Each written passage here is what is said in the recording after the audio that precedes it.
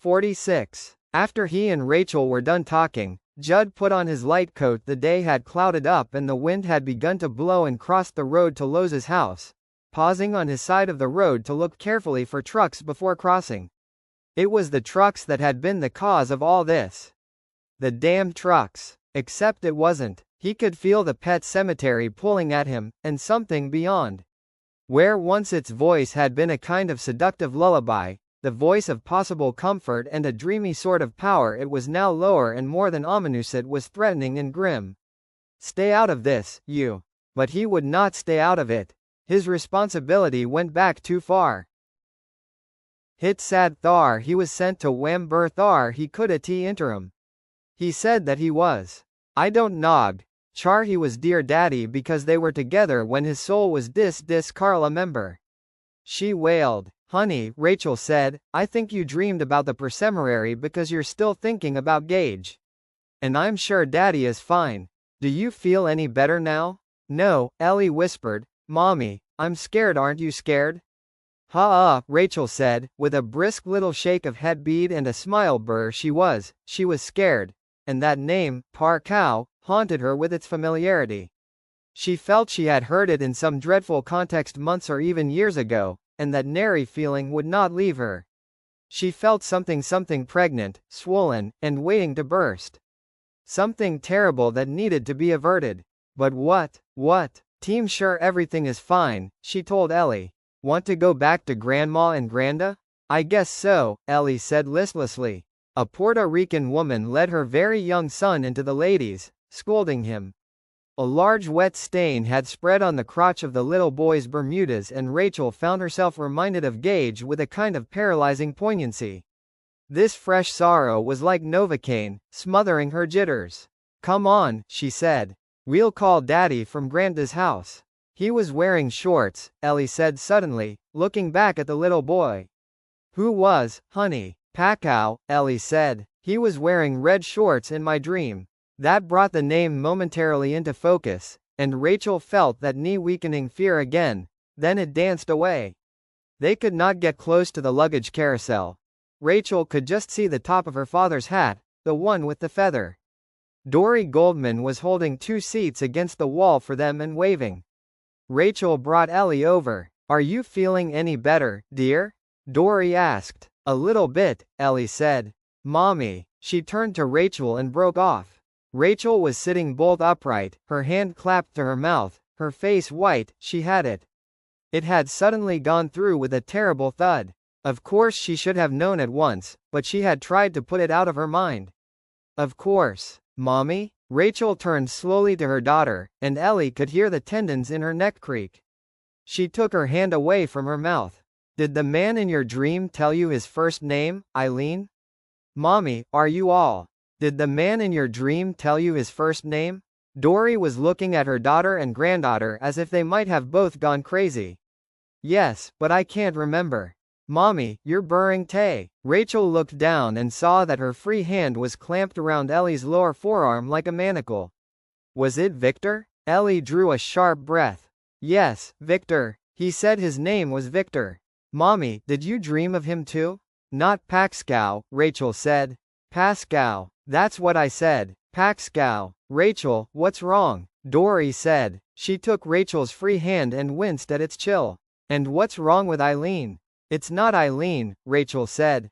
It's Louis, I think. Something is wrong with Louis. Or something is going to be wrong. Sit with Ellie, Mom. I want to call home. She got up and crossed to the telephones, digging in her purse for a quarter. She made the call collect, but there was no one to accept the charges. The phone simply rang. Will you try your call later? The operator asked her. Yes, Rachel said and hung up.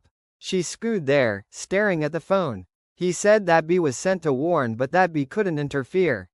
He said Thar he was sent to warn but that he could at interim. He said that he was.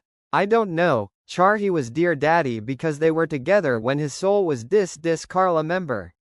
She wailed. Honey, Rachel said, I think you dreamed about the pet Sematary because you're still thinking about Gage. And I'm sure daddy is fine. Do you feel any better now? No, Ellie whispered. Mommy, I'm scared. Aren't you scared? Ha! Rachel said, with a brisk little shake of head bead and a smile. She was scared, and that name, Parkow, haunted her with its familiarity. She felt she had heard it in some dreadful context months or even years ago, and that nary feeling would not leave her. She felt something pregnant, swollen, and waiting to burst. Something terrible that needed to be averted. But what? What? I'm sure everything is fine, she told Ellie. Want to go back to Grandma and Granda? I guess so, Ellie said listlessly. A Puerto Rican woman led her very young son into the ladies, scolding him. A large wet stain had spread on the crotch of the little boy's Bermudas, and Rachel found herself reminded of Gage with a kind of paralyzing poignancy. This fresh sorrow was like Novocaine, smothering her jitters. Come on, she said. We'll call Daddy from Granda's house. He was wearing shorts, Ellie said suddenly, looking back at the little boy. Who was, honey? Pacow, Ellie said. He was wearing red shorts in my dream. That brought the name momentarily into focus, and Rachel felt that knee-weakening fear again. Then it danced away. They could not get close to the luggage carousel. Rachel could just see the top of her father's hat, the one with the feather. Dory Goldman was holding 2 seats against the wall for them and waving. Rachel brought Ellie over. Are you feeling any better, dear? Dory asked. A little bit, Ellie said. Mommy. She turned to Rachel and broke off. Rachel was sitting bolt upright, her hand clapped to her mouth, her face white. She had it. It had suddenly gone through with a terrible thud. Of course she should have known at once, but she had tried to put it out of her mind. Of course. Mommy? Rachel turned slowly to her daughter, and Ellie could hear the tendons in her neck creak. She took her hand away from her mouth. Did the man in your dream tell you his first name, Eileen? Mommy, are you all? Did the man in your dream tell you his first name? Dory was looking at her daughter and granddaughter as if they might have both gone crazy. Yes, but I can't remember. Mommy, you're burring Tay. Rachel looked down and saw that her free hand was clamped around Ellie's lower forearm like a manacle. Was it Victor? Ellie drew a sharp breath. Yes, Victor. He said his name was Victor. Mommy, did you dream of him too? Not Pascal, Rachel said. Pascal. That's what I said. Pascal. Rachel, what's wrong? Dory said. She took Rachel's free hand and winced at its chill. And what's wrong with Eileen? It's not Eileen, Rachel said. It's Louis, I think. Something is wrong with Louis. Or something is going to be wrong. Sit with Ellie, Mom. I want to call home. She got up and crossed to the telephones, digging in her purse for a quarter. She made the call collect, but there was no one to accept the charges. The phone simply rang. Will you try your call later? The operator asked her. Yes, Rachel said and hung up. She scooed there, staring at the phone. He said that B was sent to warn but that B couldn't interfere. There was a doubtful pause as the operator translated Yanker into American. Then, thank you. Go ahead, ma'am. Judd, have you seen Louis today? Today? I can't say I have, Rachel. But one was away to brew this mornin', gettin' my groceries. Been out in the garden this afternoon, behind the house. Why? Oh, it's probably nothing, but Ellie had a bad dream on the plane and I just thought I'd set her mind at ease if I could. Plane? Judd's voice seemed to sharpen a trifle. Where are you, Rachel? Chicago, she said. Ellie and I came back to spend some time with my parents. Louis didn't go with you? He's going to join us by the end of the week, Rachel said, and now it was a struggle to keep her voice even. There was something in Judd's voice she didn't like. Was it his idea that you should go out there?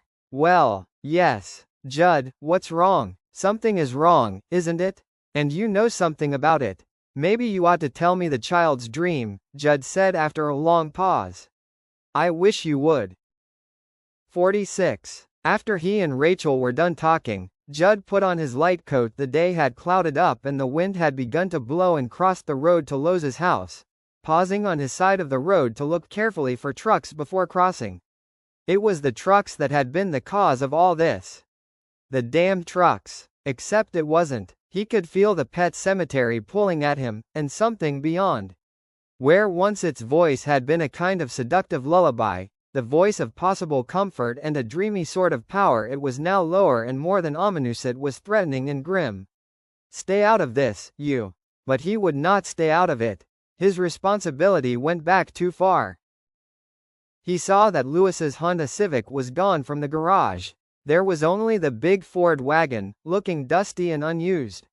He tried the back door of the house and found it open. "Lewis?" he called, knowing that Lewis was not going to answer, but needing to cut across the heavy silence of this house somehow. Oh, getting old was starting to be a pain in the ass. His limbs felt heavy and clumsy most of the time. His back was a misery to him after a mere 2 hours in the garden, and it felt as if there was a screw auger planted in his left hip. He began to go through the house methodically, looking for signs. He had to look for world's oldest housebreaker, he thought without much humor, and went right on looking. He found none of the things that would have seriously upset him. Boxes of toys held back from the Salvation Army. Clothes for a small boy put aside behind a door or in the closet or under a bed. Perhaps worst of all, the crib carefully set up in Gage's room again. There were absolutely none of the signs, but the house still had an unpleasant blank feel, as if it were waiting to be filled with, well, something. Perhaps I ought to take a little run out to Pleasant View Cemetery. See if anything's doing out there. Might even run into Lewis Creed. I could buy him a dinner, or something. But it wasn't at Pleasant View Cemetery in Bangor that there was danger. The danger was here, in this house, and beyond it. Judd left again and crossed the road to his own house. He pulled a 6-pack of beer out of the kitchen fridge and took it into the living room. He sat down in front of the bay window that looked out on the Creed house, cracked a beer, and lit a cigarette. The afternoon drew down around him, and as it did so often these last few years, he would find his mind turning back and back in a widening gyre. If he had known the run of Rachel Creed's earlier thoughts, he could have told her that what her psych teacher had told her was maybe the truth. But when you got older, that dimming luncheon of the memory broke down little by little, the same way that everything else in your body broke down, and you found yourself recalling places and faces and events with an eerie surety. Sepia-toned memories grew bright again, the colors truing up.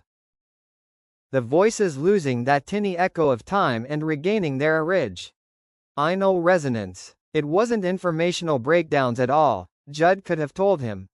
The name for it was senility. In his mind Judd again saw Lester Morgan's bull Hanratty, his eyes rimmed with red, charging at everything in sight, everything that moved. Charging at trees when the wind jigged the leaves. Before Lester gave up and called it off, every tree in Hanratty's fenced meadow was gored with his brainless fury, and his horns were splintered and his head was bleeding. When Lester put Hanratty down, Lester had been sick with dread, the way Judd himself was right now. He drank beer and smoked.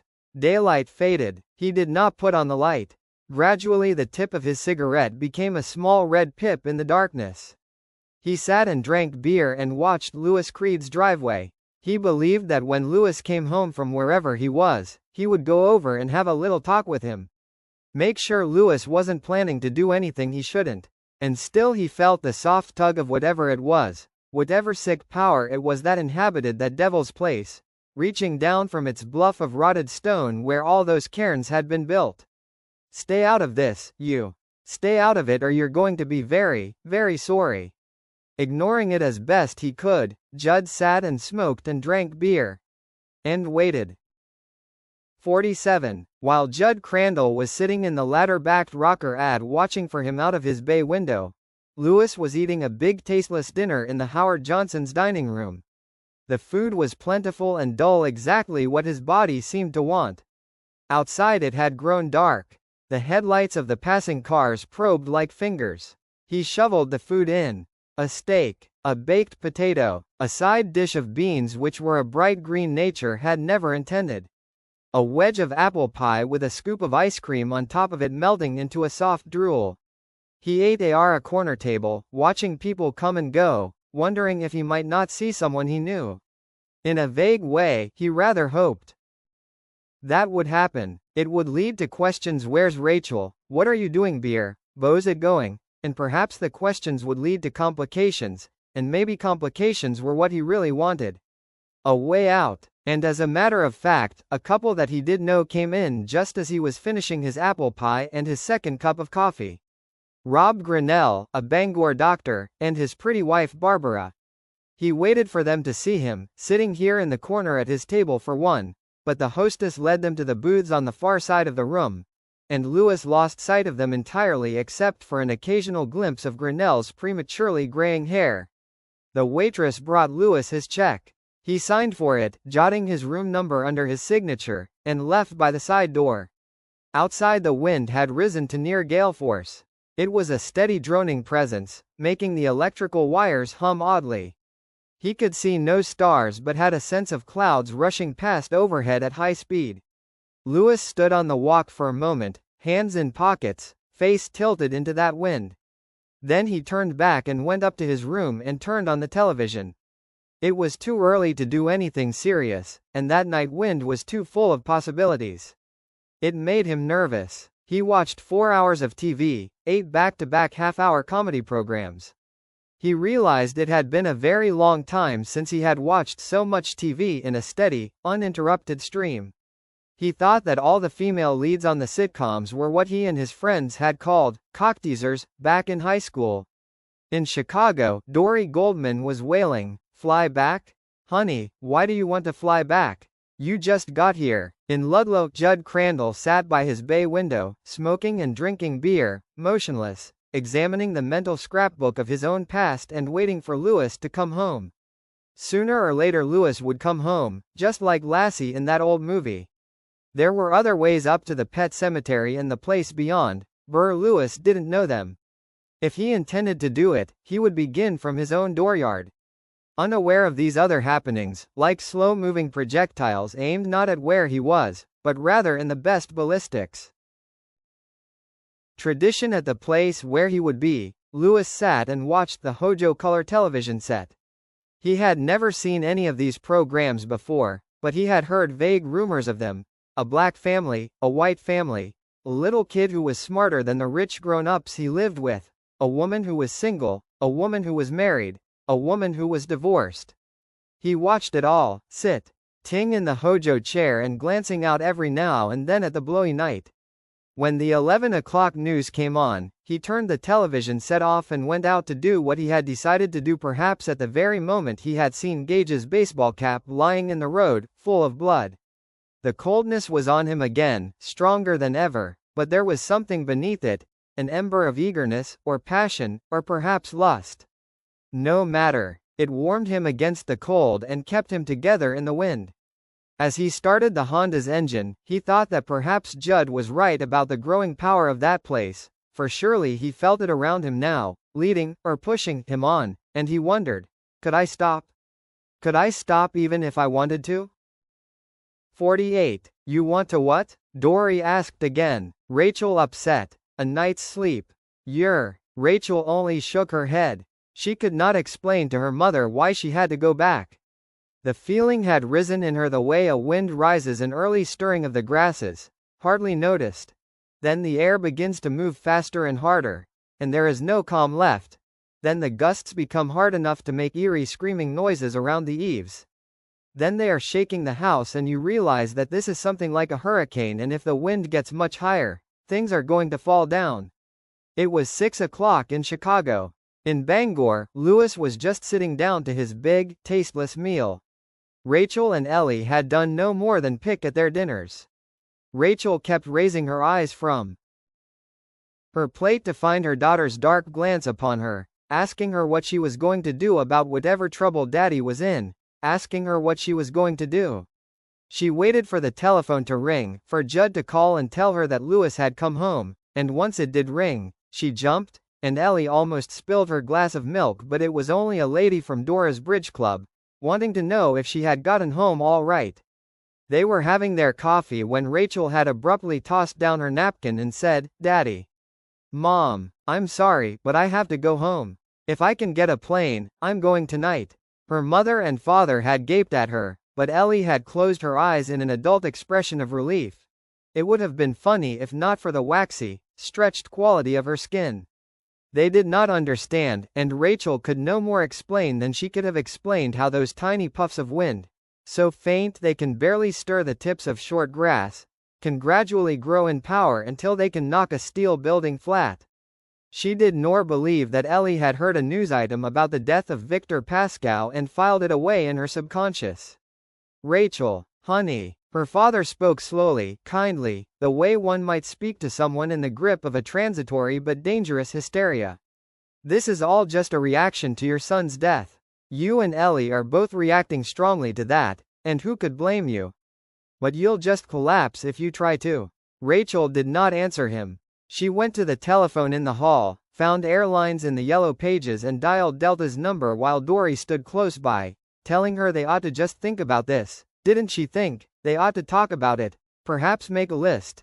And beyond her Ellie stood, her face still dark, but now it was lit by enough hope to give Rachel some courage. Delta Airlines, the voice on the other end said brightly. This is Kim, may I help you? I hope so, Rachel said. It's extremely important that I get from Chicago to Bangor tonight. It's a bit of an emergency, I'm afraid.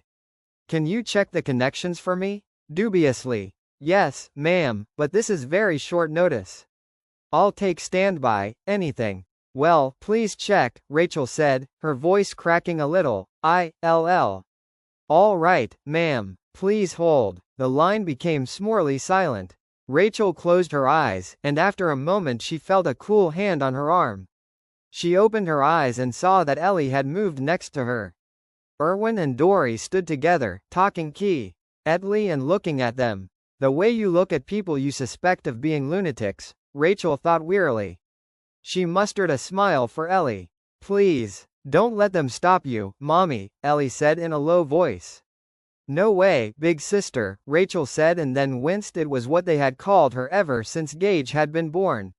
But she was no one's big sister anymore, was she? Thank you, Ellie said. It's very important, isn't it? Ellie nodded. Honey, I believe that it is. But you could help me if you could tell me more. Is it just the dream? No, Ellie said. It's everything now. It's running all through me now.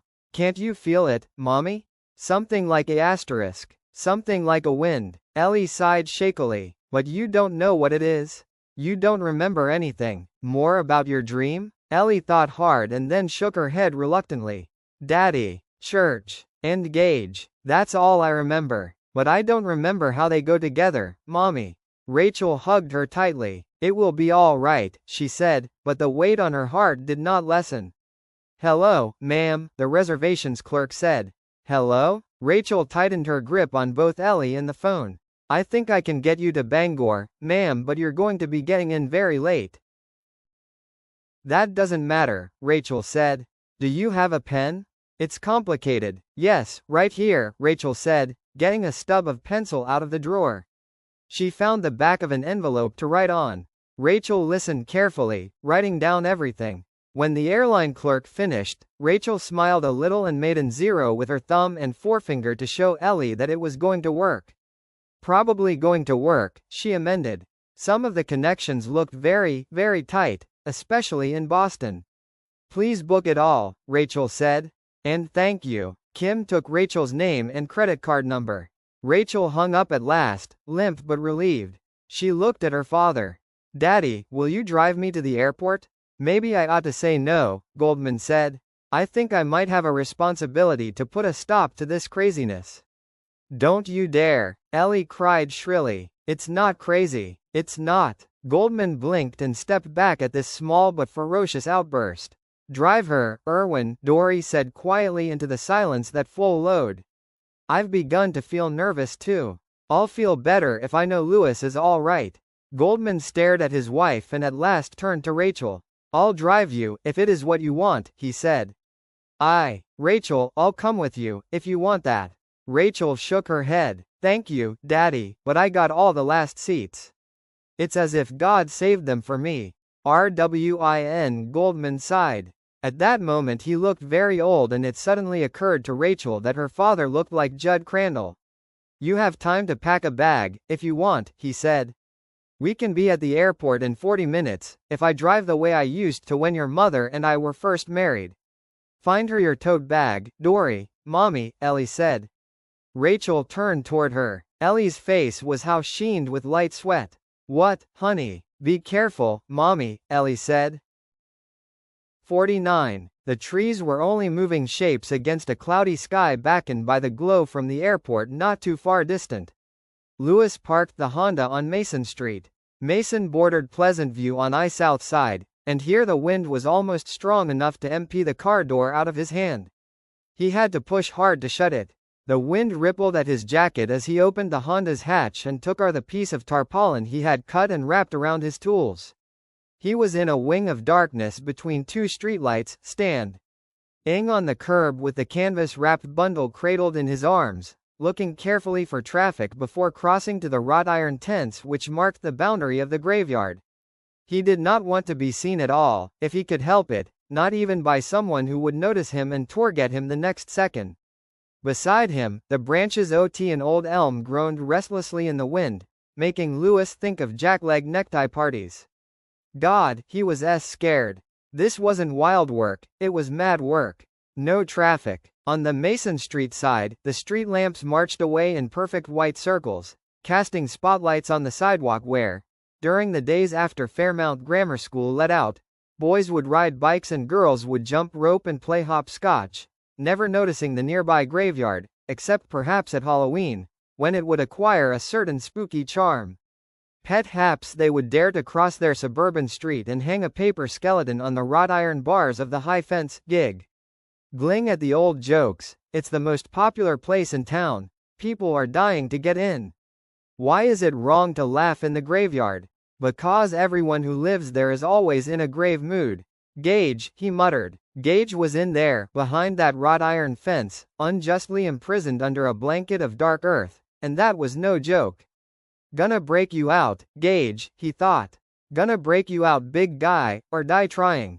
Lewis crossed the street with his heavy bundle in his arms, stepped up on the other curb, glanced both ways again, and tossed the canvas roll over the fence. It clinked softly as it struck the ground on the far side. Dusting his hands, Lewis walked away. He had marked the place in his mind. Even if he forgot, all he really had to do was follow the fence on the inside until he was standing opposite his Civic, and he would fall over it. But would the gate be open this late? He walked down Mason Street to the stop sign, the wind chasing him and worrying his heels. Moving shadows danced and twined on the roadway. He turned the corner onto Pleasant Street, still following the fence. Car headlights splashed up the street, and Lewis stepped casually behind an elm tree.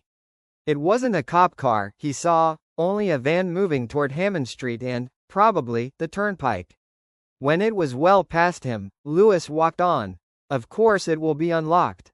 It's got to be. He reached the gate, which formed a cathedral shape in wrought iron, slim and graceful in the moving wind shadows thrown by the streetlights. He reached out and tried it. Locked. You stupid fool, of course it's locked. Did you really think anyone would leave a cemetery inside the municipal city limits of any American city unlocked after 11 o'clock? No one is that trusting, dear man, not anymore. So what do you do now? Now he would have to climb and just hope no one happened to glance away from the Carson show long enough to see him monkeying up the wrought iron like the world's oldest, slowest kid. Hey, police? I just saw the world's oldest, slowest kid climbing into Pleasant View Cemetery.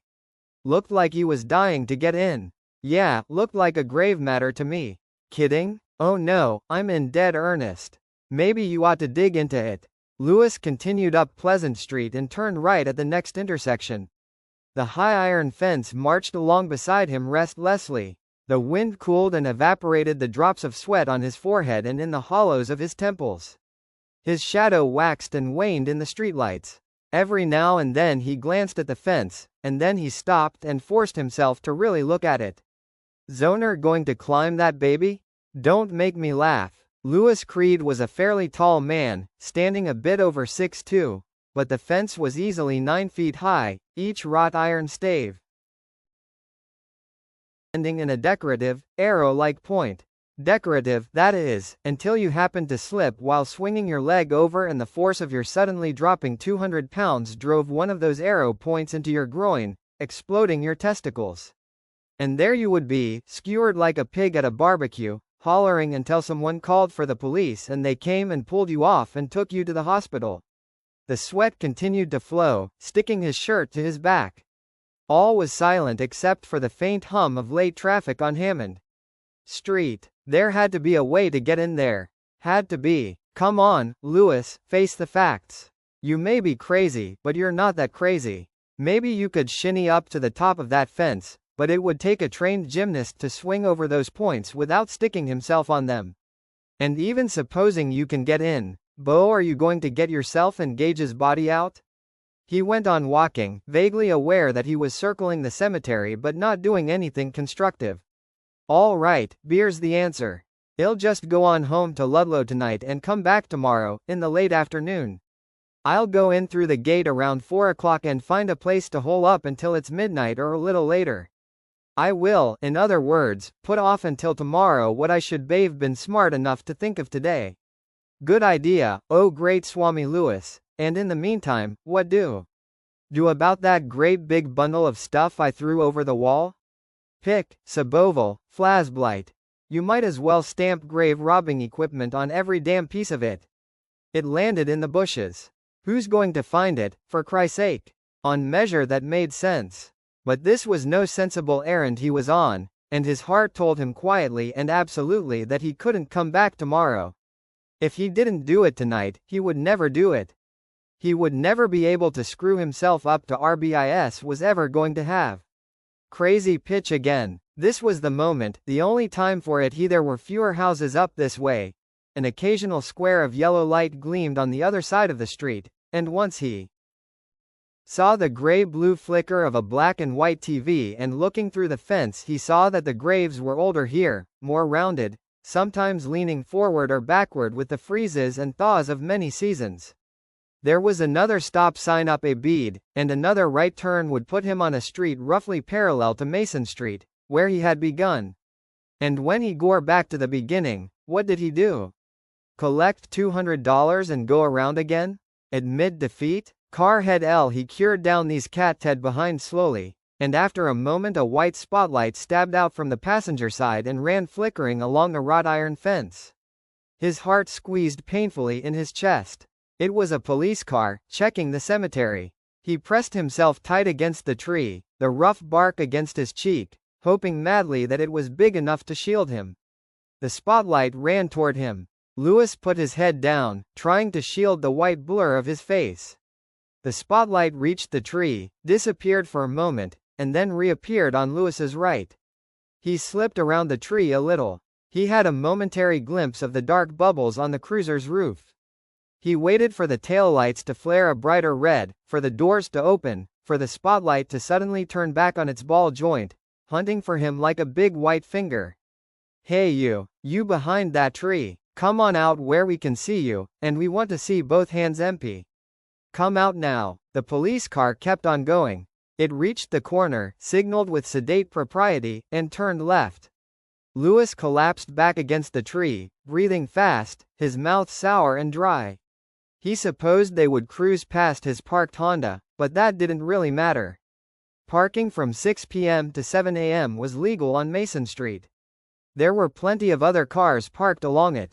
Their owners would belong to the scattering of apartment buildings on the other side of the street.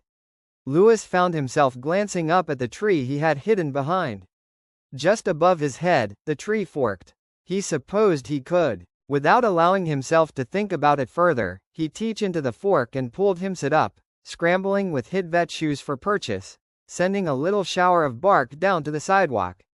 He got a knee up and a moment later he had 1-4 planted solidly in the crotch of the elm.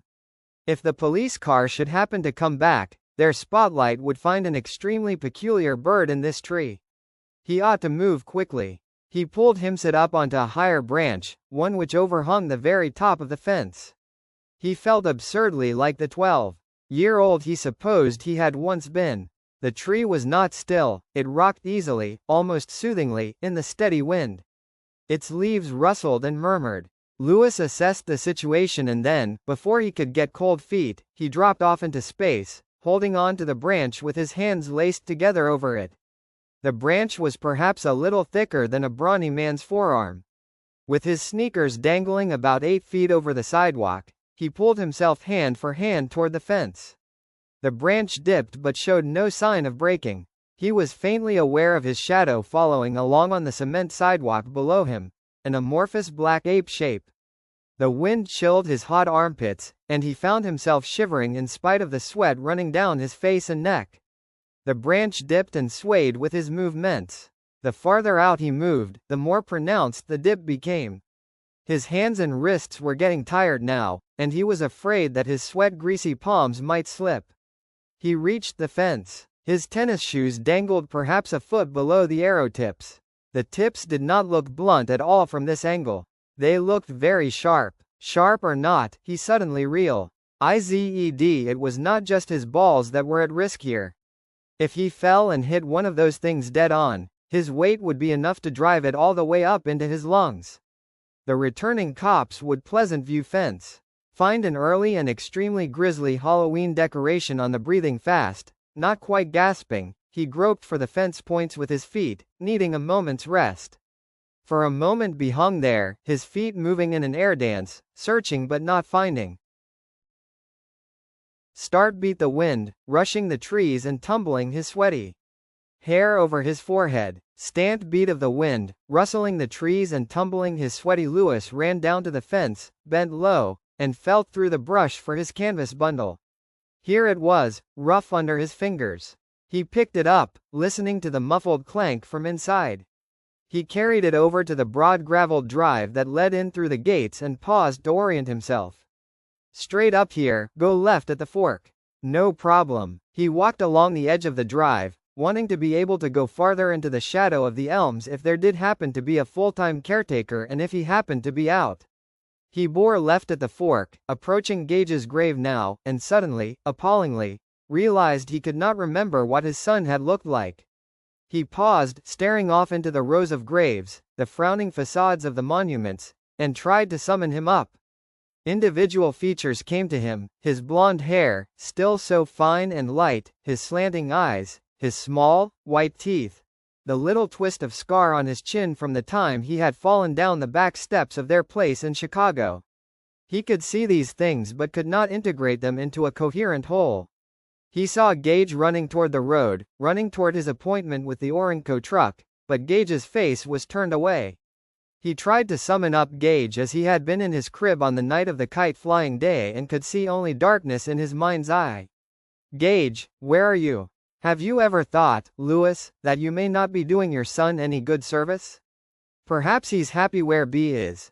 Maybe all of that isn't the bullshit you always thought it was. Maybe B's with the angels or maybe B's just sleeping. And if B's sleeping, do you really know what it is you might wake up? Oh Gage, where are you? I want you home with us. But was he really controlling his own actions?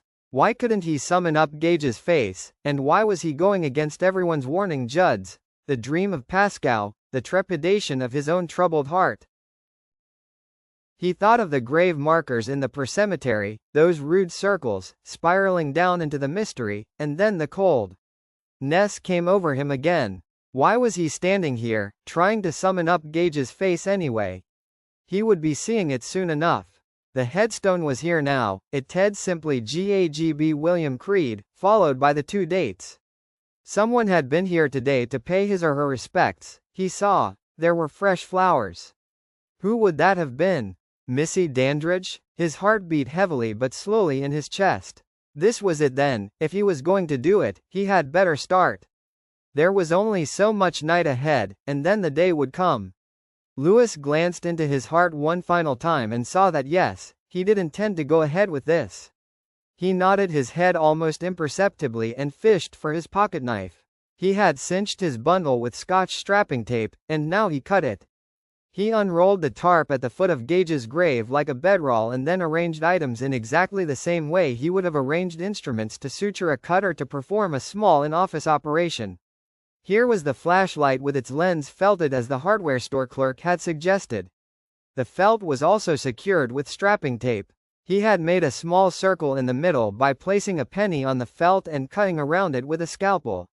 Here was the short-handled pick which he should not have to use, he had brought it only as a contingency.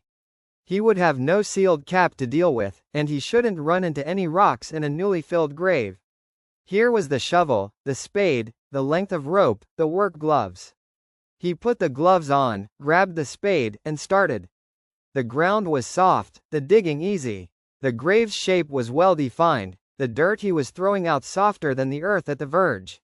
His mind made a kind of automatic comparison between the ease of this dig and the rocky, unforgiving ground of the place where, if all went well, he would be reburying his son later on this night. Up there he would need the pick. Then he tried to stop thinking altogether. It only got in the way.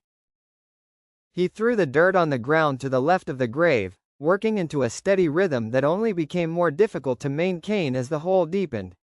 He stepped into the grave, smelling that dank aroma of fresh dirt, a smell he remembered from his summers with Uncle Carl. Digger, he thought, and stopped to wipe sweat from his brow. Uncle Carl had told him that was the nickname for every graveyard sexton in America. Their friends called them Digger.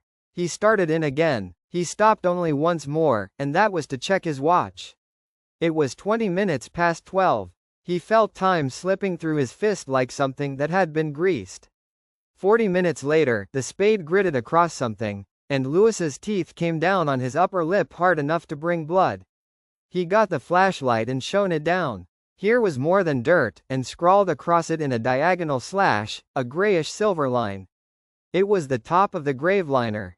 Louis got most of the dirt off, but he was wary of making too much noise, and nothing was much louder than a shovel scraping across concrete in the dead of night. He climbed out of the grave and got the rope. This he threaded through the iron rings on one half of the segmented grave liner top. He got out of the grave again, spread out the tarpaulin, lay down on it, and grasped the ends of the rope. "Louis, I think this is it. Your last chance." "You're right. It's my last chance and I'm damn well taking it." He wound the ends of the rope around his hands and pulled. The square of concrete came up easily, gritting on the pivot end. It stood neatly upright over a square of blackness, now a vertical comstone instead of a horizontal grave cover. Louis pulled the rope out of the rings and tossed it aside. He wouldn't need it for the other half. He could stand on the sides of the grave liner and pull it up.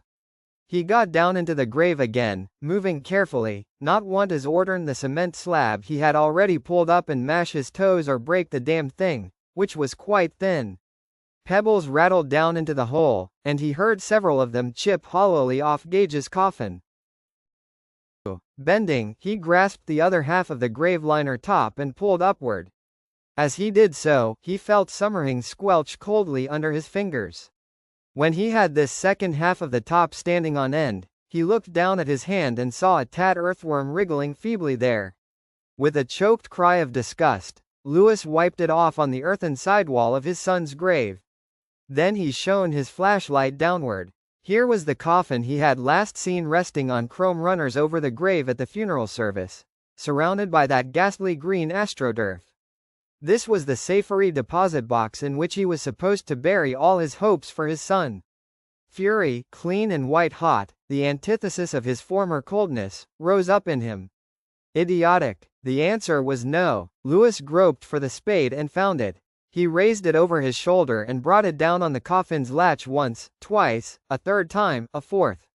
His lips were drawn back in a furious grimace. "Going to break you out, Gage, see if I don't." The latch had splintered on the first stroke and probably no more were necessary, but he went on, not wanting just to open the coffin but to hurt it. Some kind of sanity finally returned, and he stopped with the spade raised for another blow.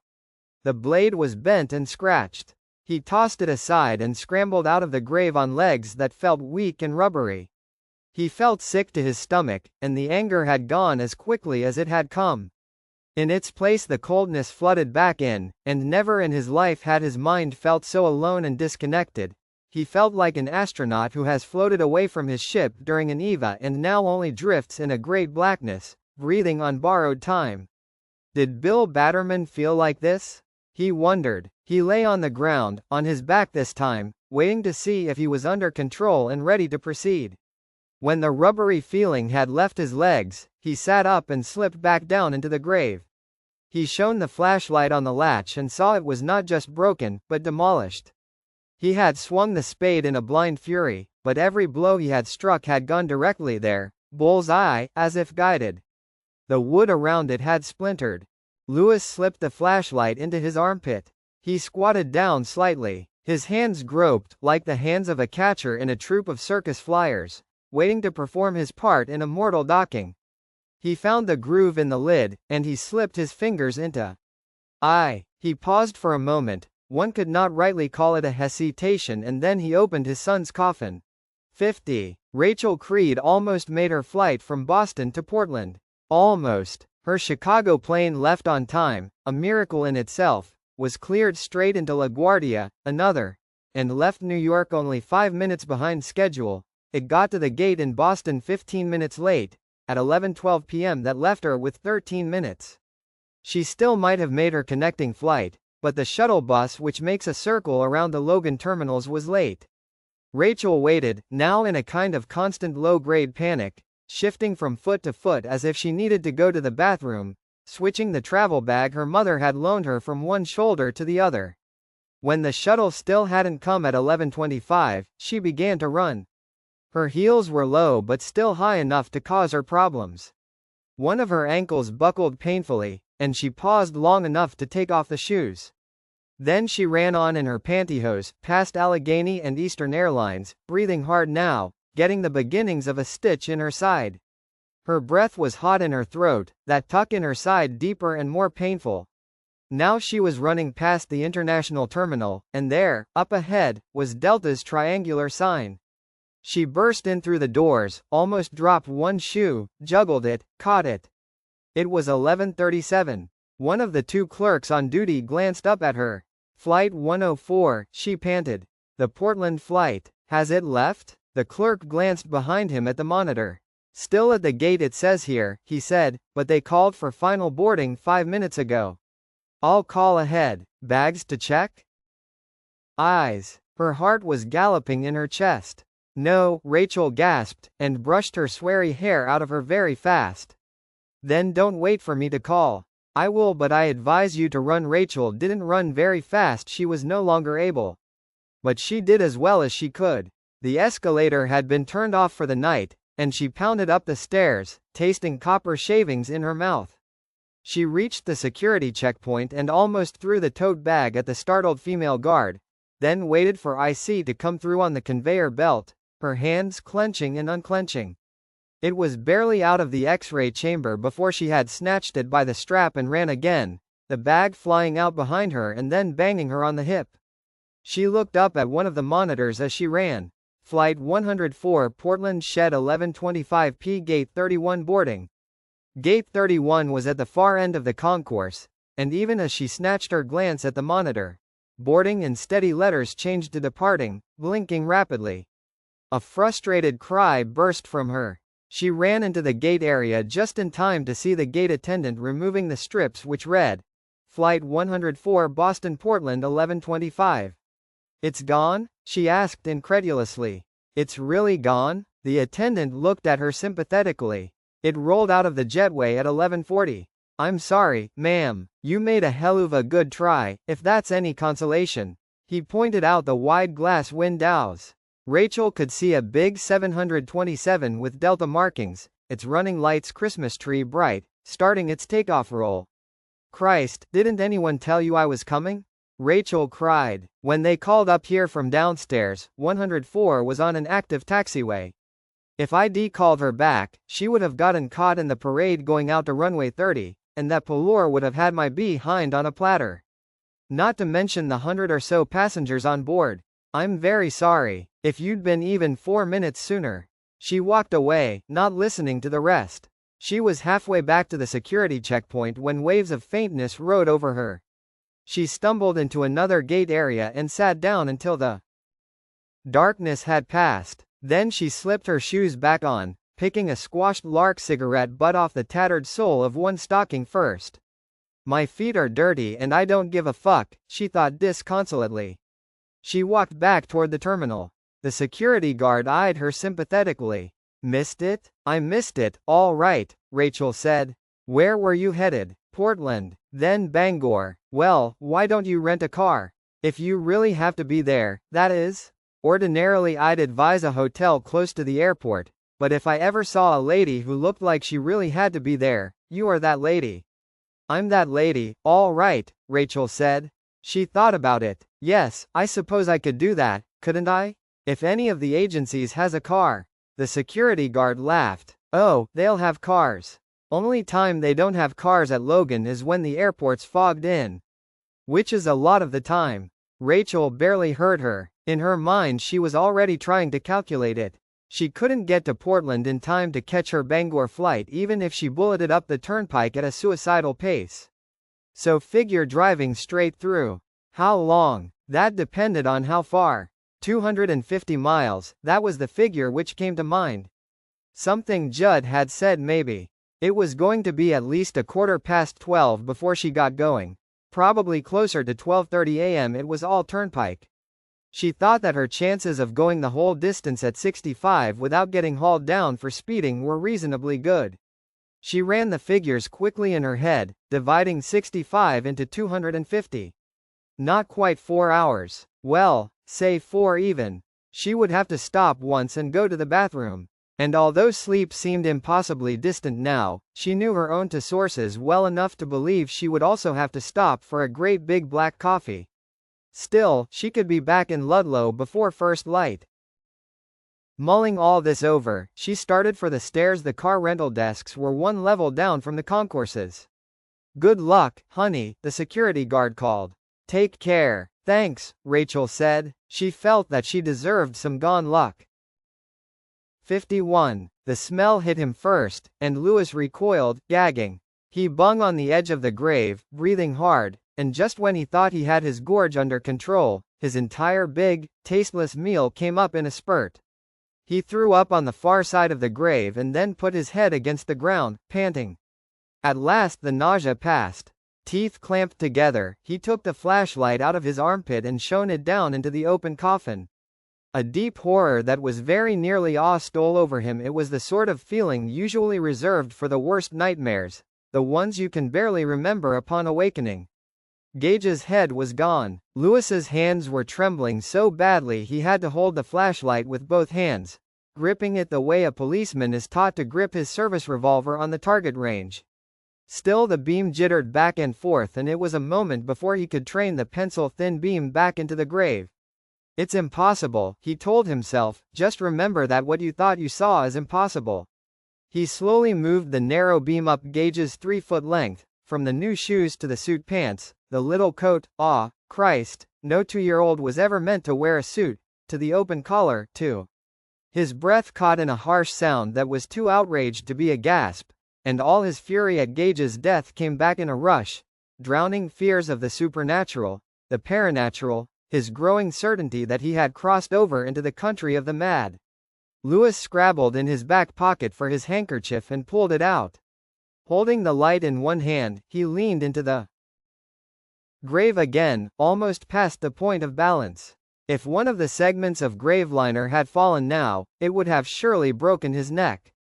Gently he used his handkerchief to wipe away the damp moss that was growing on Gage's skin, moss so dark that he had been momentarily fooled into thinking Gage's whole head was gone.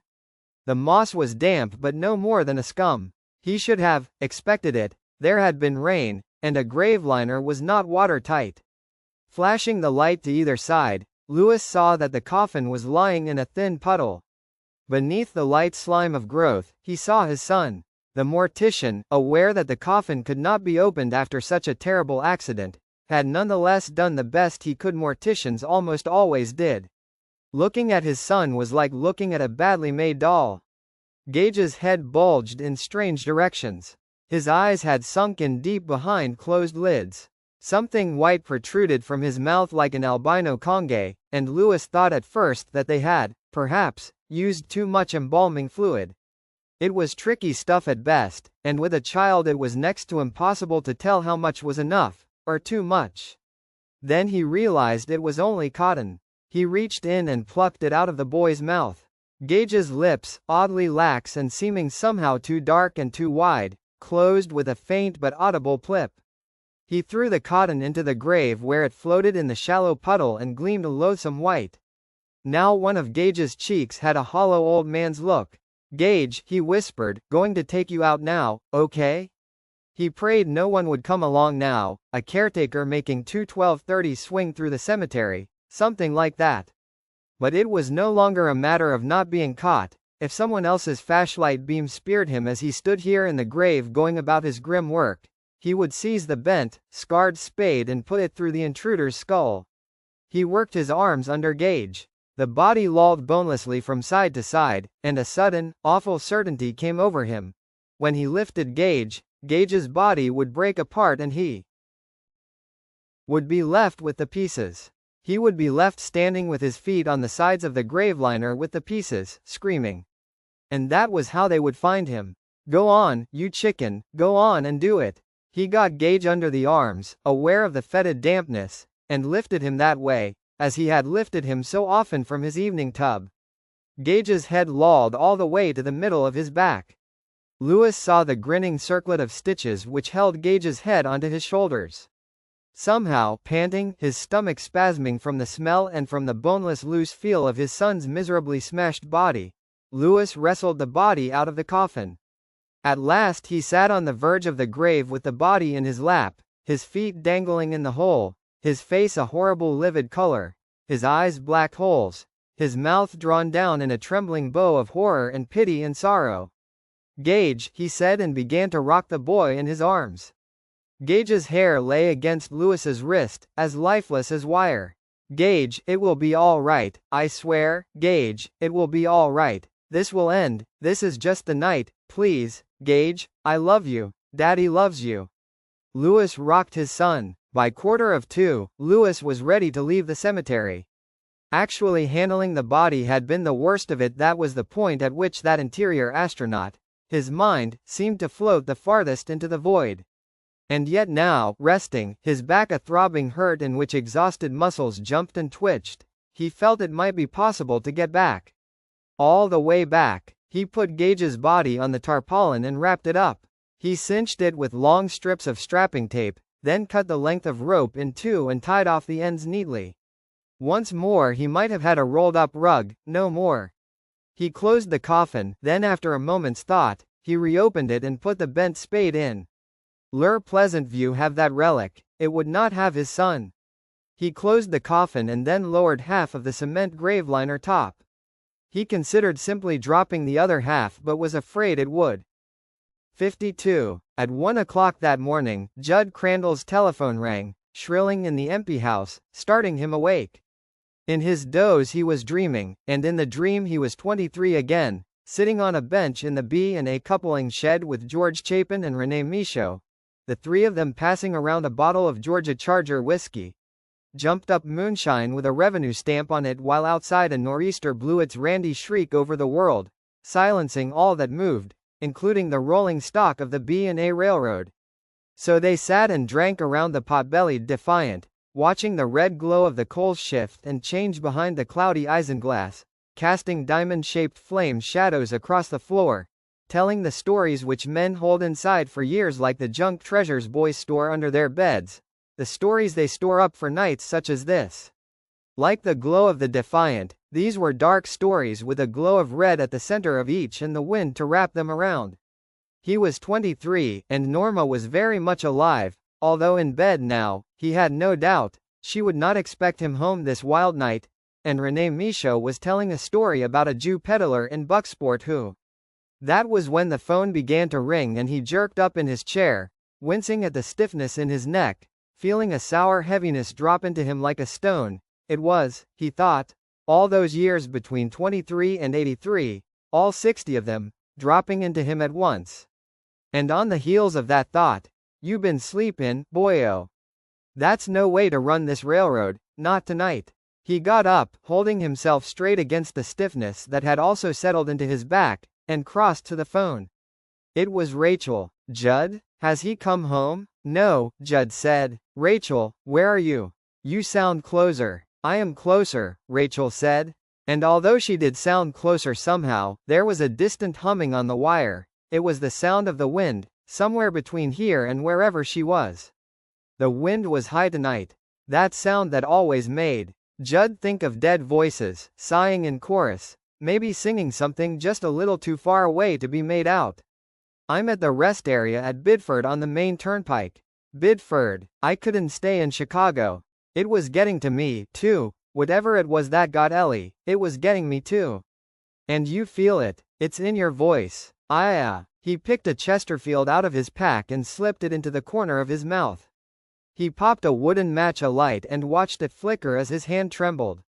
His hands hadn't trembled not before this nightmare had commenced anyway. Outside, he heard that dark wind gust. It took the house in its hand and shook it. Powers growing. I can feel it. Dim terror in his old bones. It was like spun glass, fine and fragile. Judd, please tell me what's going on. He supposed she had a right to know, a need to know. And he supposed he would tell her. Eventually he would tell her the whole story. He would show her the chain that had been forged link by link. Norma's heart attack, the death of the cat, Lewis's question, has anyone ever buried a person up there, Gage's death, and God alone knew what further link Lewis might be forging right now. Eventually he would tell her, but not over the phone. Rachel, how come you to be on the turnpike instead of in a plane? She explained how she had missed her connecting flight at Boston. I got an Avis car, but I'm not making the time I thought I would. I got a little bit lost coming from Logan to the turnpike, and I've only gotten to Maine. I don't think I can get there until dawn. But Judd, please tell me what's happening. I'm so scared, and I don't even know WBY. Rachel, listen to me, Judd said. You drive on up to Portland and lay over, do you hear me? Check into a motel there and get an layover, do you hear me? Check into a motel there and get. Judd, I can't do th. And get some sleep. Feel no fret, Rachel. Something may be happening here tonight, or something may not. If something is if it's what I think, then you wouldn't want to be here anyway. I can take care of it, I think. I better be able to take care of it because what's happening is my fault. If nothing's happening, then you get here this afternoon, and that will be fine. One imagine Lewis will be real glad to see you. I couldn't sleep tonight, Judd. Yes, he said, reflecting that he had believed the same thing. Hell, Peter had probably believed the same thing on the night Jesus had been taken into custody. Sleeping on sentry duty. Yes, you can. Rachel, if you doze off behind the wheel of that damn rent-a-car and go off the road and get yourself killed, what's going to happen to Lewis then? And Ellie? Tell me what's going on. If you tell me that, Judd, maybe I'll take your advice. But I have to know. When you get to Ludlow, I want you to come here, Judd said. Not over to your house. Come here first. I'll tell you everything I know, Rachel. And I am watching for Lewis. Tell me, she said. No, ma'am, not over the phone. I won't. Rachel, I can't. You go on now. Drive up to Portland and lay over. There was a long, considering pause. All right, she said at last. Maybe you're right, Judd. Tell me one thing. Tell me how bad it is. I can handle it, Judd said calmly. Things have got as bad as they're going to get. Outside, the headlights of a car appeared, moving slowly. Judd half stood, watching it, and then sat down again when it accelerated past the Creed house and out of sight. All right, she said. I guess. The rest of this drive has seemed like a stone on my head. Let the stone roll off, my dear, Judd said. Please, save yourself for tomorrow. Things here will be all right. You promise you'll tell me the whole story? Yes. We'll have us a beer, and I'll tell you the whole thing? Goodbye, then, Rachel said, for now. For now, Judd agreed. I'll see you tomorrow, Rachel.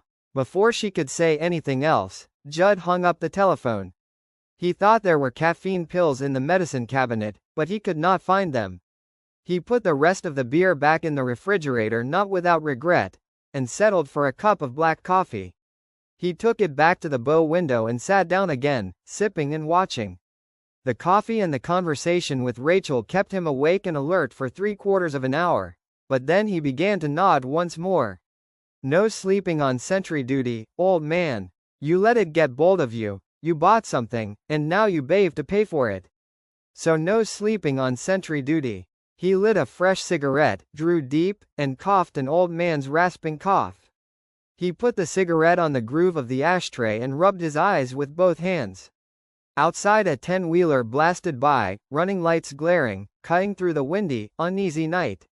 He caught himself dozing off again, snapped awake, and abruptly slapped himself across the face, forehand and backhand, causing his ears to ring.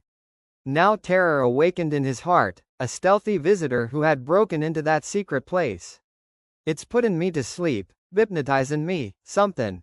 It doesn't want me awake. Because he'll be comin' back pretty soon. Yeah, I feel that. And it wants me out of the way. No, he said grimly. No way at all. You hear me? I'm puttin' a stop to this. This has gone far enough. The wind whined around the eaves, and the trees on the other side of the road shook their leaves in hypnotic patterns. His mind went back to that night around the Defiant stove in the coupling shed, which had stood right where the Everts Furniture Mart stood in Brewer now. They had talked the night away, he and George and Renee Michaud, and now he was the only one left. Renee crushed between two boxcars on a stormy night in March of 1939, George Chapin dead of a heart attack just last year. Of so many, he was the only one left, and the old get stupid. Sometimes the stupidity masquerades as kindness, and sometimes it masquerades as pride. A need to tell old secrets, to pass things on, to pour from the old glass to the new one, too. So dis Jew peddler come in and be say, I got somethin' you never seen before. These postcards, de Jew look like women in bathin' suits until you rub dem wid a wet cloth, and den. Judd's head nodded, his chin settled slowly, gently, against his chest. Dey's as naked as the day dey was born. But when dey dry, tbe cloes, dey come back on. And dat ain't all I got. Renee telling this story in the coupling shed, leaning forward, smiling, and Judd holds the bottle. He feels the bottle and his hand closes around it on thin air. In the ashtray, the cigarette ash on the end of the cigarette grew longer. At last it tipped forward into the ashtray and burned out, its shape recalled in the neat roll of ash like a rune. Judd slept. And when the taillights flashed outside and Lewis turned the Honda Civic into his driveway some 40 minutes later and drove it into the garage, Judd did not hear, stir, or awaken, any more than Peter awoke when the Roman soldiers came to take a tramp named Jesus into their custody.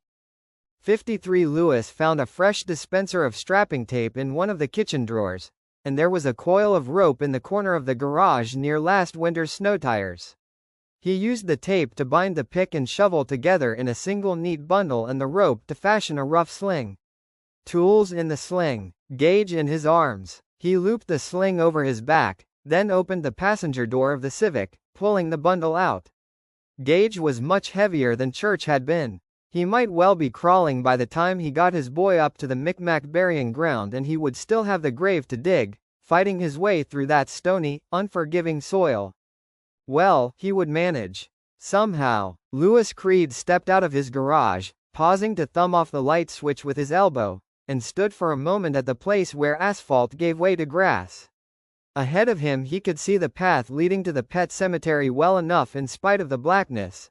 The path, with its short grass, glowed with a kind of luminescence.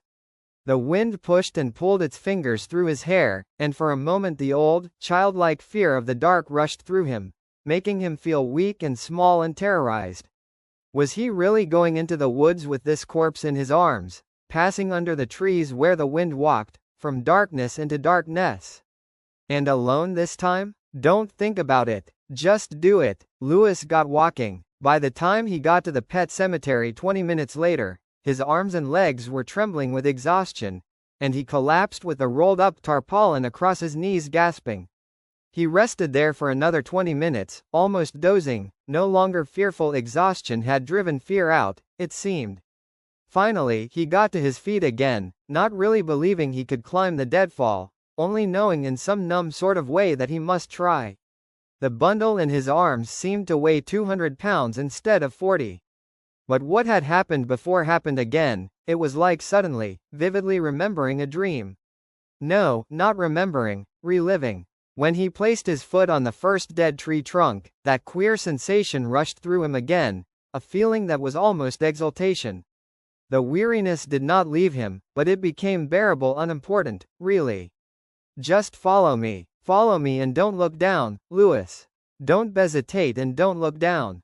I know the way through, but it has to be done quick and sure, quick and sure. Yes, the way Judd had removed the stinger. I know the way through. But there was only one way through, Lewis thought. Bither it let you through or it did not. Once before, he had tried to climb the deadfall by himself and hadn't been able to. This time he mounted it quickly and surely, as he had on the night Judd had shown him the way. Up and up, not looking down, his son's body in its canvas shroud cradled in his arms. Up until the wind funneled secret passages and chambers through his hair again, flipping it, parting it widdershins. He stood on the top for a moment and then descended quickly, as if going down a set of stairs. The pick and shovel rattled and clinked dully against his back. In no more than a minute, he was standing on the springy, needle-covered ground of the path again, the deadfall bulking behind him, higher than the graveyard fence had been. He moved up the path with his son, listening to the wind moan in the trees. The sound held no terror for him now.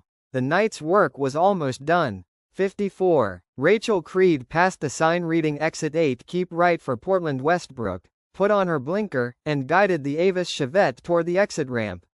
She could see a green Holiday Inn sign clearly against the night sky. A bed, sleep, an end to this constant, racking, sourceless tension. Also an end for a little while, at least to her grieving emptiness for the child who was no longer there. This grief, she had discovered, was like a massive tooth extraction. There was numbness at first, but even through the numbness you felt pain curled up like a cat swishing its tail, pain waiting to happen. And when the Novocaine wore off, oh boy, you sure weren't disappointed. He told Beer that B was sent to warn, but that B couldn't interfere. He told Beer he was near Daddy because they were together when his soul was discorporated. Judd knows, but B won't tell. Something is going on, something, but what? Suicide? Is it suicide? Not Lewis, I can't believe that. But B was lying about something. It was in his eyes. Oh shit, it was all over B's face, almost as if B wanted me to see the lie. See it and put a stop to it. Because part of him was scared, so scared. Scared? Lewis is never scared. Suddenly she jerked the Chevette's steering wheel hard over to the left, and the car responded with the abrupt suddenness that small cars have, the tires wailing. For a moment she thought it was going to turn over. But it didn't, and she was moving north again, exit 8 with its comforting Holiday Inn sign slipping behind her. A new sign came in view, reflective paint twinkling eerily. Next exit Route 12 Cumberland Center Jerusalem's Lot Falmouth Fourside.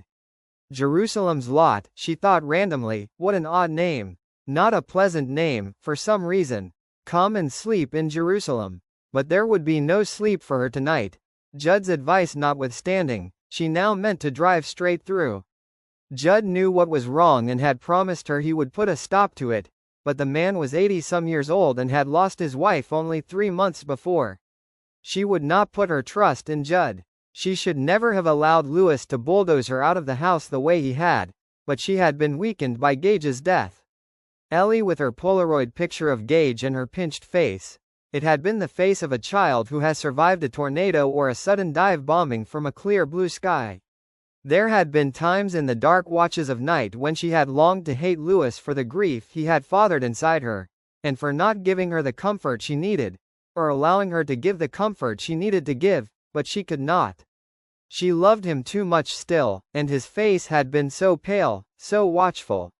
The Chevette's speedometer needle hung poised just a bit to the right of 60 miles an hour.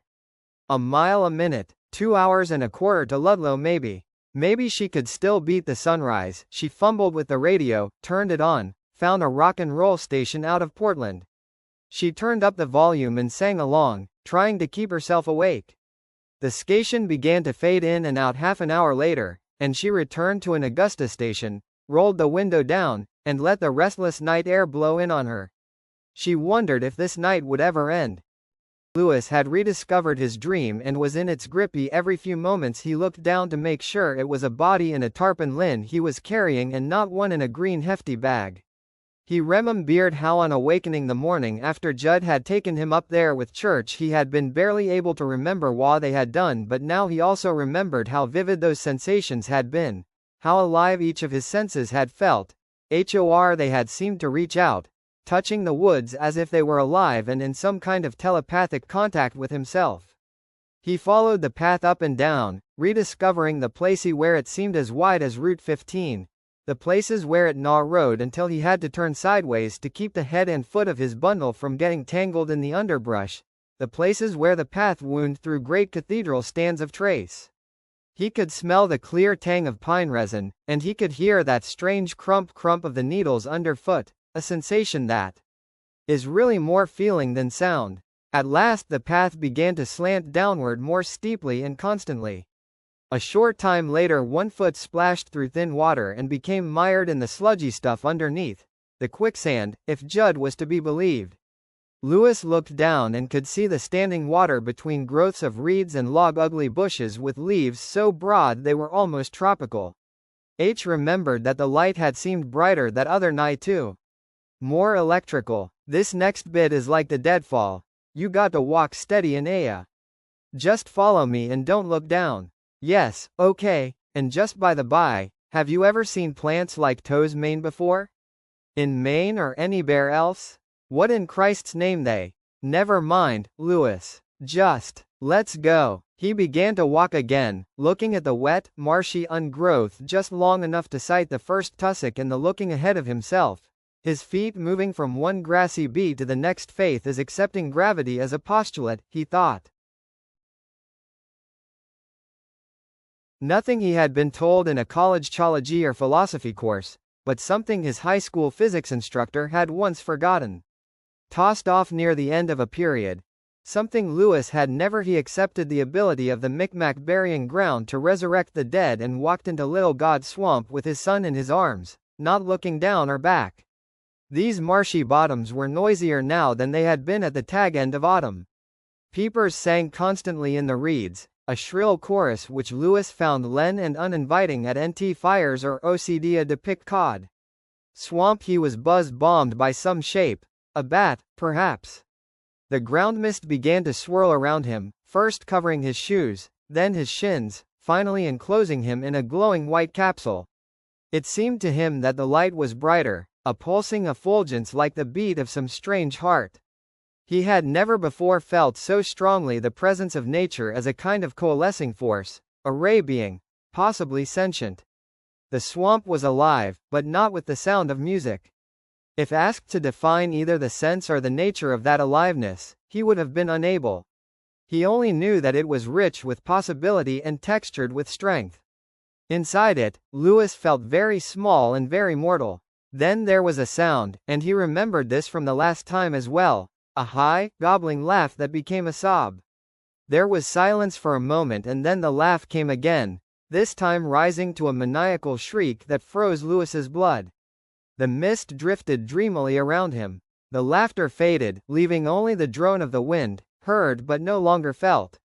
Of course not, this had to be some sort of geological cup in the earth. If the wind could have penetrated here, it would have torn this mist to tatters. And Lewis wasn't sure he would want to see what might have been revealed. You may bear sounds like voices, but they are the loons down south onward prospect. The sound carries, it's funny. Loons, Lewis said and barely recognized the cracked, somehow ghastly sound of his own voice.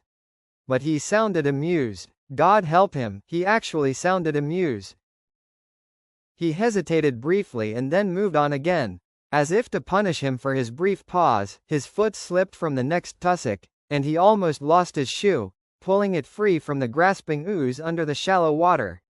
The voice, if that was what it was, came again, this time from the left. Moments later it came from behind him. From directly behind him, it seemed, as if he could have turned and seen some blood-drenched thing less than a foot from his back, all bared teeth and glittering eyes. But this time Lewis did nor slow. He looked straight ahead and kept walking. Suddenly the mist lost its light and Lewis realized that a face was hanging in the air ahead of him, leering and gibbering. Its eyes, titted up like the eyes in a classical Chinese painting, were a rich yellowish gray, sunken, gleaming. The mouth was drawn down in a rictus. The lower lip was turned out, revealing teeth stained blackish-brown and worn down almost to nubs. But what struck Lewis were the ears, which were not ears at all but curving horns. They were not like devil's horns, they were ram's horns. This grisly, floating head seemed to be speaking laughing. Its mouth moved, although that turned-down lower lip never came back to its natural shape and place. Veins in there pulsed black. Its nostrils flared, as if with breath and life, and blew out white vapors. As Lewis drew closer, the floating head's tongue lolled out. It was long and pointed, dirty yellow in color.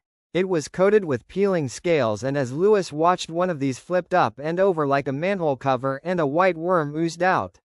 The tongue's tip skittered lazily on the air somewhere below where its Adam's apple should have been. It was laughing. He clutched Gage closer to him, hugging him, as if to protect him, and his feet faltered and began to slip on the grassy tussocks where they held slim purchase. You might see St. Elmo's fire, what the sailors call foolites. Is can make funny shapes, but it's nothing. If you should see some of those shapes and they bother you, just look the other way. Judd's voice in his head gave him a measure of resolve. He began to move steadily forward again, lurching at first, then fine. He didn't look away but noticed that the face, if that was what it was and not just a shape made by the mist and his own mind, seemed to always remain the same distance away from him. And seconds or minutes later, it simply dissolved into drifting mist. That was not St. Elmo's fire. No, of course it wasn't. This place was thick with spirits, it was tenebrous with them. You could look around and see something that would send you raving mad. He would not think about it. There was no need to think about it. There was no need to. Something was coming. Lewis came to a total halt, listening to that sound. That inexorable, approaching sound. His mouth fell open, every tendon that held his jaw shut, simply giving up. It was a sound like nothing he had ever heard in his life, a live-ing sound, a big sound. Somewhere nearby, growing closer, branches were snapping off. There was a crackle of underbrush breaking under unimaginable feet. The jelly-like ground under Lewis's feet began to shake in sympathetic vibration. He became aware that he was moaning. Oh my God, oh my dear God, what is that? What is coming through this fog? And once more clutching Gage to his chest. He became aware that the peepers and frogs had fallen silent. He became aware that the wet, damp air had taken on an eldritch, sickening smell like warm, spoiled pork. Whatever it was huge. Lewis's wondering, terrified face tilted up and up, like a man following the trajectory of a launched rocket. The thing thudded toward him, and there was the ratcheting sound of a tree, not a branch, but a whole tree, falling over somewhere close by. Lewis saw something. The mist stained to a dull slate gray for a moment, but this diffuse, ill-defined watermark was better than 60 feet high. It was no shade, no insubstantial ghost. He could feel the displaced air of its passage, could hear the mammoth thud of its feet coming down, the suck of mud as it moved on. For a moment he believed he saw twin yellow-orange sparks high above him. Sparks like eyes. Then the sound began to fade. As it went away, a peeper called hesitantly one. It was answered by another. A third joined the conversation. A fourth made it a bull session. A fifth and sixth made it a peeper convention. The sounds of the thing's progress, slow but not blundering. Perhaps that was the worst of it, that feeling of sentient progress, were moving away to the north. Less, gone. At last Lewis began to move again. His shoulders and back were a frozen ache of torment. He wore an undergarment of sweat from neck to ankles. The season's first mosquitoes, new hatched and hungry, found him and sat down to a late snack. The Wendigo, dear Christ, that was the Wendigo, the creature that moves through the North Country. The creature that can touch you and turn you into a cannibal. That was it. The Wendigo Ba just past Whitbin, 60 yards of me.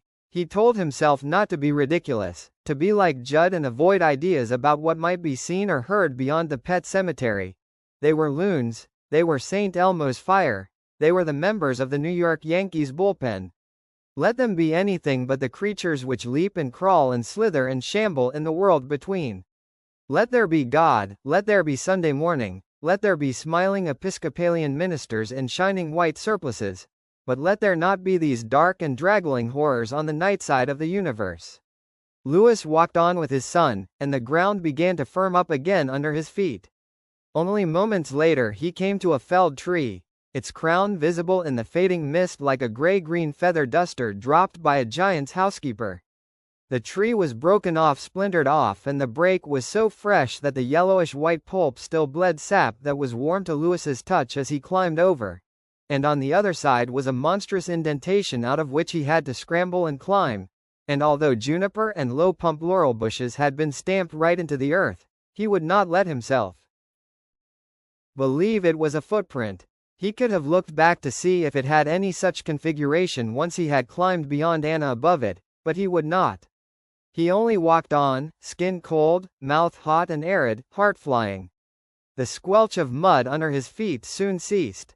For a while there was the faint serial sound of pine needles again. Then there was rock. He had nearly reached the end. The ground began to rise faster. He barked his shin painfully on an outcropping. But this was not just a rock. Lewis reached out clumsily with one hand, the strap of his elbow, which had grown numb, screamed briefly, and touched it. Steps beer, cut into the rock. Just follow me. We get to the top and we're there. So he began to climb and the exhilaration returned, once more beating exhaustion back, at least a little way.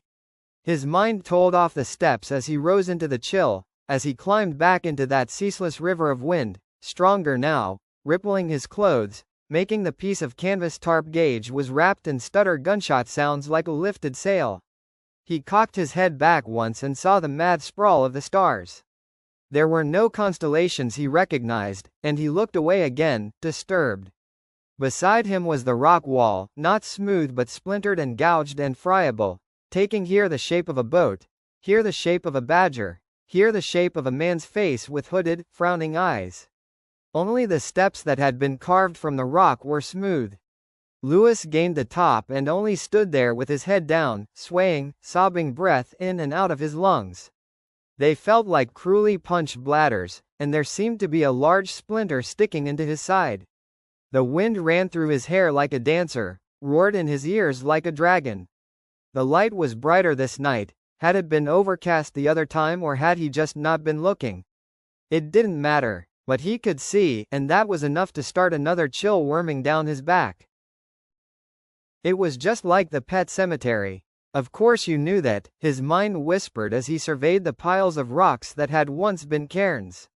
You knew that, or Sebold have known it, not concentric circles but the spiral. Yes, here on top of this rock table, its face turned up to cold starlight and to the black distances between the stars, was a gigantic spiral, made by what the old-timers would have called various hands. But there were no real canes, Lewis saw. Every one of them had been burst apart as something buried beneath returned to life, and clawed its way out. Yet the rocks themselves had fallen in such a way that the shape of the spiral was apparent. Has anyone ever seen this from the air? Lewis wondered randomly and thought of those desert drawings that one tribe of Indians or another had made in South America. Has anyone ever seen it from the air, and if they did, what did they think, I wonder? He kneeled and set Gage's body on the ground with a groan of relief. At last his consciousness began to come back. He used his pocketknife to cut the tape holding the pick and shovel slung over his back. They fell to the ground with a clink. Lewis rolled over and lay down for a moment, spread-eagled, staring blankly at the stars. What was that thing in the wood? Lewis, do you really think anything good can come at the climax of a play where something like that is among the cast of characters? But now it was too late to back out, and he knew it. Besides, he gibbered to himself, it may still come out all right.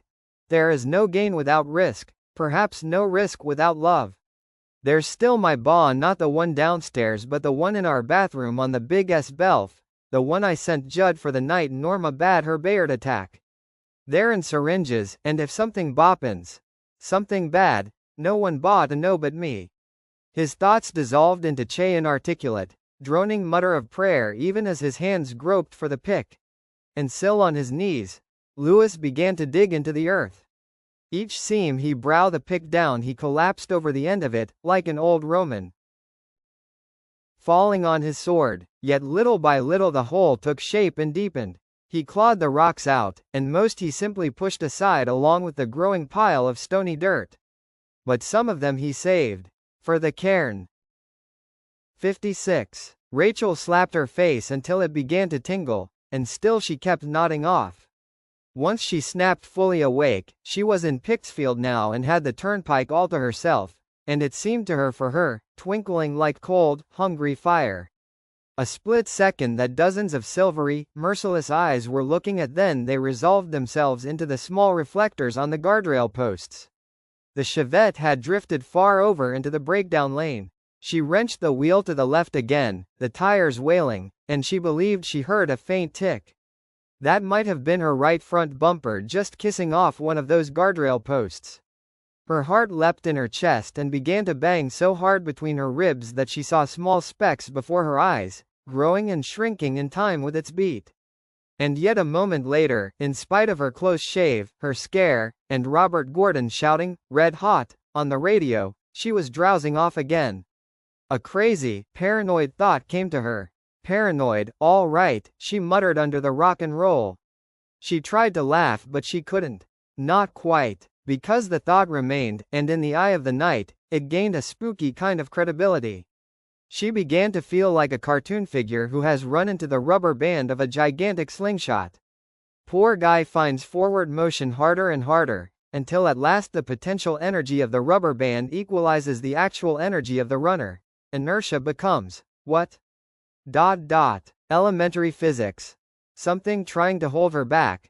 Stay out of this, you. And a body at rest tends to remain at rest. Gage's body, for instance, once set in motion. This time the scream of tires was louder, the shave a lot closer.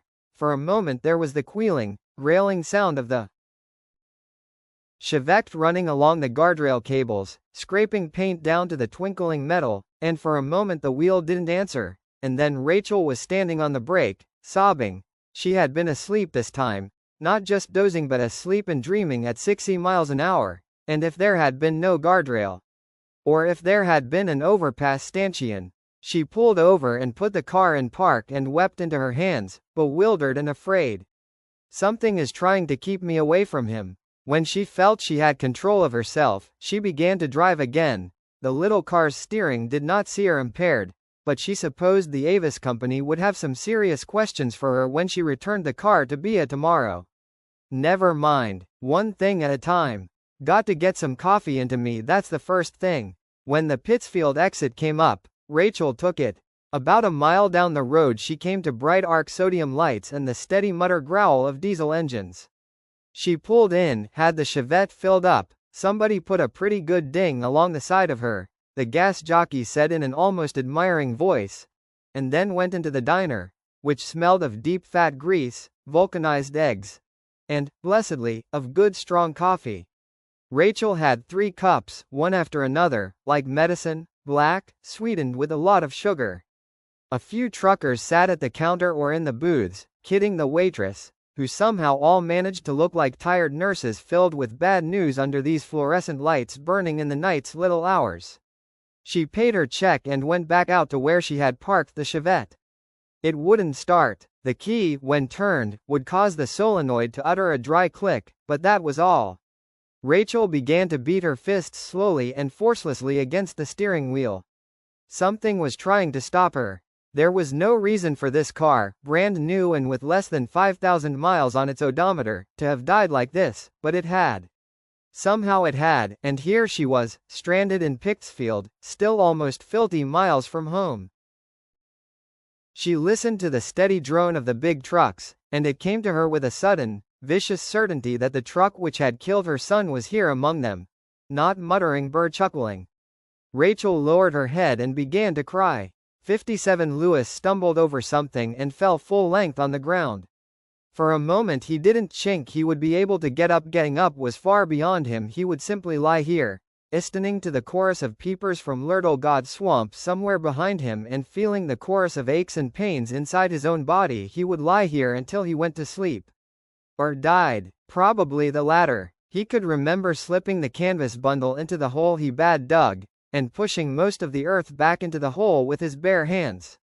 And he believed he could remember piling the rocks up, building from a broad base to a point. From then to now he remembered very little. He had obviously gotten back down the steps again or he wouldn't be here, which was, where? Looking around, he thought he recognized one of the groves of great old pines not far beyond the deadfall. Could he have made it all the way back through Little God Swamp without knowing it? He supposed it was possible. This is far enough. I'll just sleep beer. But it was that thought, so falsely comforting, that got him to his feet and moving again. Because if he stayed here, that thing might find him. That thing might be in the woods and looking for him right this moment. He scrubbed his hand up to his face, palm first, and was stupidly surprised to see blood on his hand. At some point he'd grin himself a nosebleed. Who gives a fuck? He muttered barely and grubbed apathetically around him until he had found the pick and shovel again. 10 minutes later the deadfall loomed ahead. Lewis climbed it, stumbling repeatedly but somehow not falling until he was. Church only looked at him from atop the toilet tank. Yes, someone had put Church out, he had done it himself. He remembered that very clearly, just as he remembered replacing the window pane down cellar that time and then telling himself that that had taken care of the problem. But exactly whom had he been kidding? When Church wanted to get in, Church got in. Because Church was different now, it didn't matter. In this dull, exhausted aftermath, nothing seemed to matter. He felt like something less than human now, one of George Romero's stupid, lurching movie zombies. Or maybe someone who had escaped from T.S. Eliot's poem about the hollow men. I should have been a pair of ragged claws, scuttling through Little God Swamp and up to the Micmac burying ground, he thought and uttered a dry chuckle. Headpiece full of straw, Church, he said in his croaking voice. He was unbuttoning his shirt now. That's me, you better believe it. There was a nice bruise coming on his left side, about halfway up his ribcage, and when he rolled up his pants leg he saw that the knee he had banged on the gravestone was swelling up like a balloon. It had already turned a rotten purple-black, and he supposed that as soon as he stopped flexing it, the joint would become stiff and painfully obdurate as if it had been dipped in cement. It looked like one of those injuries that might want to converse with him on rainy days for the rest of his life. He reached out a hand to stroke Church, wanting some sort of comfort, but the cat leapt down from the toilet tank, staggering in that drunken and weirdly unfeeling way, and left for some other place. It spared Lewis one flat, yellow glance as it went. There was Ben Gay in the medicine cabinet. Lewis lowered the toilet seat, sat down, and smeared a gob on his bad knee. Then he rubbed some more on the small of his back, a clumsy operation. He left the toilet and walked into the living room. He turned on the hall light and stood there at the foot of the stairs for a moment, looking stupidly around. How strange it all seemed. Here was where he had stood on Christmas Eve when he had given Rachel the sapphire. It had been in the pocket of his robe. There was his chair where B had done his best to explain the facts of death to Ellie after Norma Crandall's fatal heart attack, facts he had found ultimately unacceptable to himself. The Christmas tree had stood in that corner, Ellie's construction paper turkey, the one that had reminded Lewis of some sort of Future's sick crow, had been scorch-raped in that window, and much car lies the entire room had been empty except for the United Van Line's boxes, filled with their family possessions and trucked across half the country from the Midwest. He remembered thinking their things looked very insignificant, boxed up like that, a small enough bulwark between his family and the coldness of all the our world where their names and their family customs were not known. How strange it all seemed, and how he wished they had never heard of the University of Maine, or Ludlow, or Judd and Norma Crandall, or any of it. He went upstairs and in the bathroom at the top he got the stool, stood on it, and took down the small black bag from on top of the medicine cabinet. He took this into the master bedroom, sat down, and began to rummage through it. Yes, there were syringes in case he needed one, and amid the rolls of surgical tape and surgical scissors and neatly wrapped papers of surgical gut were several ampules of very deadly stuff. If needed, Lewis snapped the bag shut and put it by the bed. He turned off the overhead light, then lay down, hands behind his head. To lie here on his back, at rest, was exquisite. His thoughts turned to Disney World again. He saw himself in a plain white uniform, driving a white van with the Mouse Ears logo on it. Nothing to indicate it was a rescue unit on the outside, of course, nothing to scare the paying customers. Gage was sitting beside him, his skin deeply tanned, the whites eyes bluish with health. Here, just to the left, was Goofy, hawking hands with a little boy. The kid was in a trance of wonder. Lie was Winnie the Pooh posing with two laughing grandmas, in pantsuits so a third laughing grandma could snap their pic. Tigger, I love you, Tigger, cures. Here was a little girl in her best dress crying, I love you. He and his son were on patrol. He and his son were the sentries in this magic land, and they cruised endlessly in sheer white van with the red dashboard flasher neatly and sensibly covered. They were not looking for trouble, not they, they were ready for it should it show its face. That it was lurking even here, in a place dedicated to such innocent pleasures, could not be denied. Some grinning man buying film along Main Street could clutch his chest as the heart attack struck. A pregnant woman might suddenly feel the labor pains start as she walked down the steps from the Sky Chariot. A teenage girl as pretty as a Norman Rockwell cover might suddenly collapse in a flopping epileptic fit.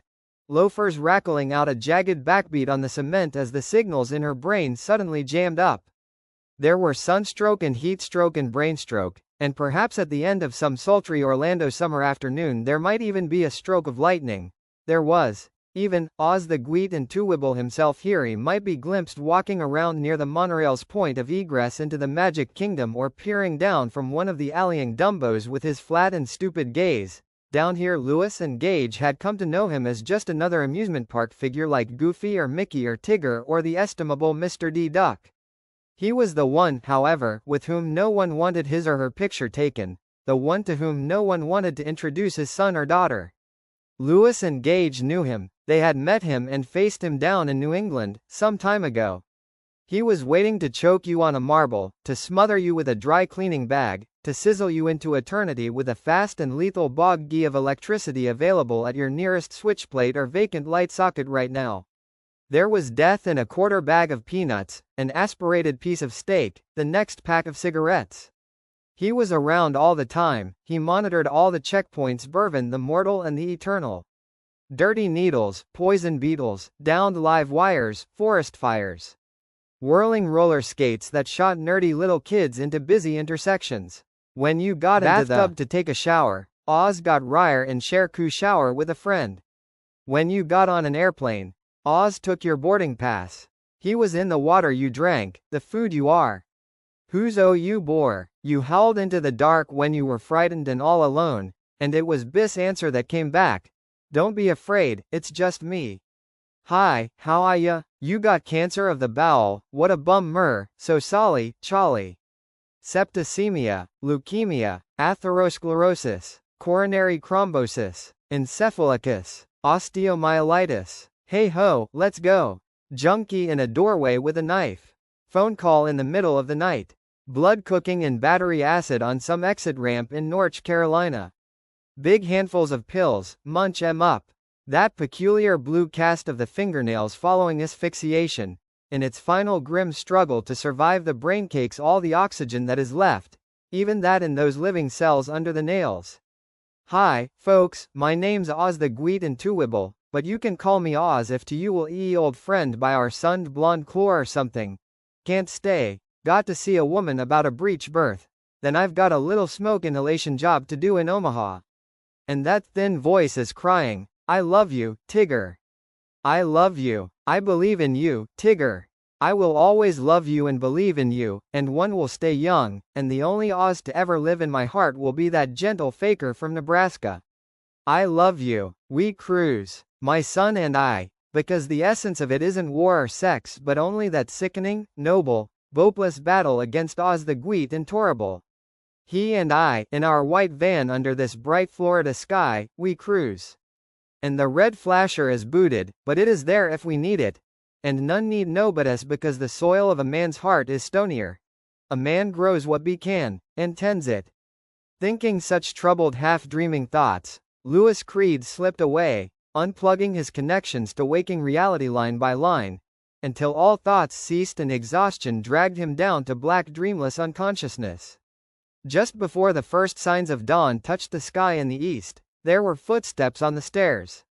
They were slow and clumsy but purposeful. A shadow moved in the shadows of the hall. A smell came with it, a stench. Luce, even in his thick sleep, muttered and turned away from that smell.